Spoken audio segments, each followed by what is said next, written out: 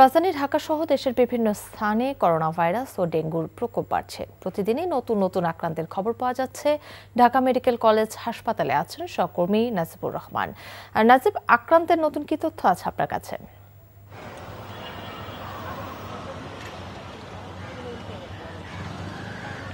কাকলি, নগর জুড়ে যেভাবে corona virus এবং ডেঙ্গুর সংক্রমণ বাড়ছে সেক্ষেত্রে কিন্তু বলা যায় যে এই অবস্থাটি আশঙ্কাজনক। আজ সকাল থেকে আমরা বিভিন্ন হাসপাতালে ঘুরেছি। মহাখালী ডিএনসিসি কোভিড ডেডিকেটেড যে হাসপাতাল, সেখানে কিন্তু করোনা ভাইরাসের পাশাপাশি ডেঙ্গু রোগীদেরও চিকিৎসা সেবা দেওয়া হচ্ছে এবং সেখানে আমরা দেখেছি প্রায় প্রতিদিন ঘন্টায় ঘন্টায় 1-2 জন করে রোগী আসছে, যেটি আসলে বছর জুড়ে এই মাসেই কিন্তু এই সংখ্যাটি ধীরে ধীরে বাড়ছে এমনটি বলছে হাসপাতাল কর্তৃপক্ষ। এবং হাসপাতাল কর্তৃপক্ষ এখন পর্যন্ত আমাদেরকে জানিয়েছেন যে মহাখালীর কোভিড হাসপাতালে এখন পর্যন্ত 6 জন কোভিড রোগী আইসিইউতে আছেন এবং সেই সাথে ডেঙ্গু রোগীও কিন্তু প্রায় 40 থেকে 50 জন রোগী ভর্তি রয়েছেন।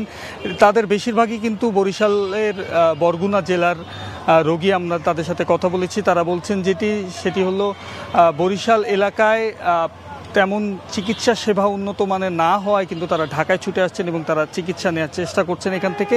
এবং সেবা প্রত্যাশীদের অভিযোগ যে বিভিন্ন প্রত্যন্ত অঞ্চলে সেবা না পাওয়ায় ডেঙ্গু রোগীর সেক্ষেত্রে তারা ঢাকায় চিকিৎসা নিতে ছুটে আসছেন।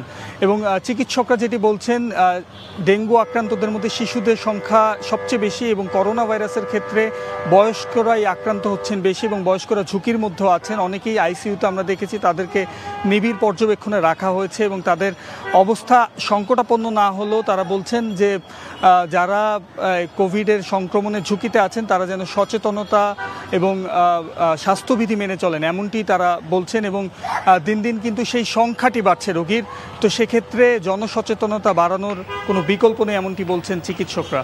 তো এই ছিল আমার কাছে সর্বশেষ। কাকলি, বান্ডেল থাকলে প্রতি সেনমানিতে টাকা বাঁচবে। বিকাশ সেনমানি বান্ডেল কিনে জিতুন প্রতি লেনদেনে।